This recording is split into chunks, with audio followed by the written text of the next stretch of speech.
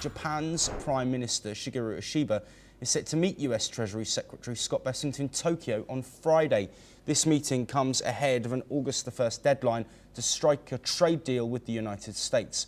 Bessent is visiting Japan to attend the US National Day at the World Expo 2025 in Osaka and will be leading the American delegation. Reportedly, Japan's chief tariff negotiator, Ryose Akazawa, is also expected to hold talks with Bessent during the trip, though a deal remains elusive despite multiple US visits. This will be the first high-level dialogue between Tokyo and Washington since President Trump announced new tariffs on Japanese imports. These also set to take effect on August the 1st. Well, Charles, thank you ever so much for staying with us. We stick with tariffs, we stick with trade, but we now shift to these US-Japan relations. We know that talks have been ongoing. Japanese delegations speaking with US delegations on multiple occasions now, but those goalposts have moved from Trump. The initial Liberation Day tariff slightly shifted. Of course, tariffs on autos, extremely important for Japanese markets, given that sector is a key part of their economy.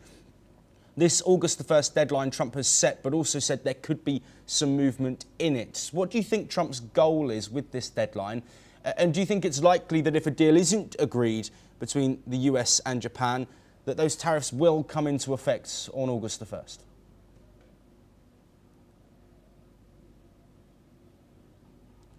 I believe you're on mute, Charles. I'm mute, okay. Thank you. Look, once again, see, the difficulty is we have to take a step back here. Who knew that there was like a 700% tariff on American rice into Japan? Japan has its own set of rules and conditions that has been running along quite nicely. Trump's pulled the plug on all of this. And it's a huge disruption. And I'm actually surprised. Normally it takes a lot to rattle the Japanese. But from the reports I can see, even the Prime Minister's lost his cool. They're under a lot of pressure here. But, you know, at the end of the day, they have to negotiate.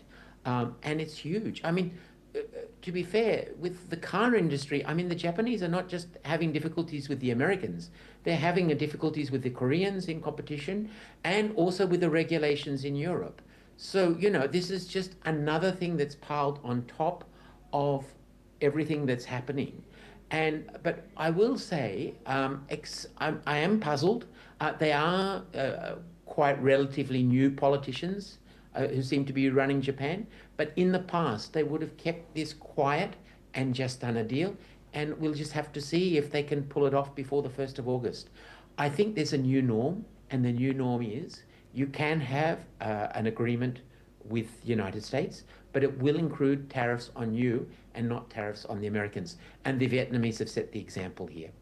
Yes, absolutely. And Charles, to bring an end to our discussion on tariffs, I want to look at the market instability. Of course, after the April 2nd Liberation Day, we saw a big jolt, but following announcements coming from the US administration, haven't had as much of an impact. Why do you think that is? There are so many variables here. It's really hard for me to say. I mean, we just once again pause for a moment. United States is negotiating with every single country on the planet.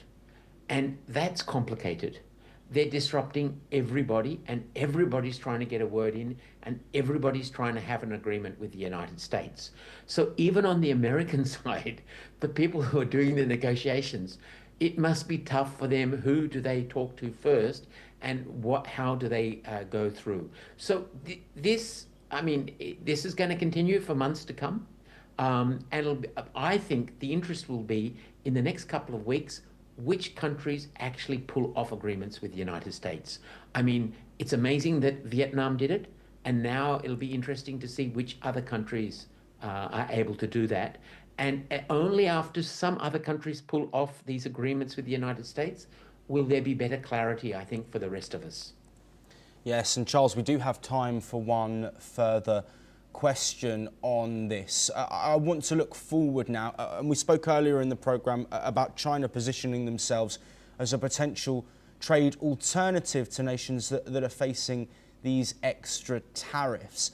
How do you think that this landscape will play out if these US tariffs come into force and businesses are looking at adjusting? Could this feed into the hands of the second largest economy in the world, the Chinese economy, given Trump is seemingly focusing his attention and the future of the United States within America and trying to promote America from within? Okay, so the difficulty with China, I'm in Australia. If I go into a store and I ask for a product not made in China, it's almost impossible to serve me. So the Chinese are already there with their products, and everybody knows this. This is point one. Point two, the Chinese have shown that they're not reliable. So just like there's a problem with the Americans, there's also a problem with the Chinese. So it's not an easy call. It's not one or the other. You've got to deal with both nations. And the fact is there are many goods today which the Chinese make. They make them very cheaply, and everybody else finds it hard to compete with them. So unless countries are considering putting tariffs themselves, it becomes a very, very hard question to answer. So, you know, I think every single business, every single country strategically is looking carefully at all of these options, and some will jump in, like Vietnam was the first. There may be a few others that'll be coming across the table soon. It'll be fascinating, and also it'll be fascinating to see whether the Indians and the Europeans actually finish a trade deal. Because let's face it, they've been talking about a trade deal for 20 years. Could this Trump pressure actually force the Europeans to sit down and finalize their trade deal with India? And that would have a huge impact across the rest of the world, because other countries would then have to start looking at other agreements, other countries for their trade agreements.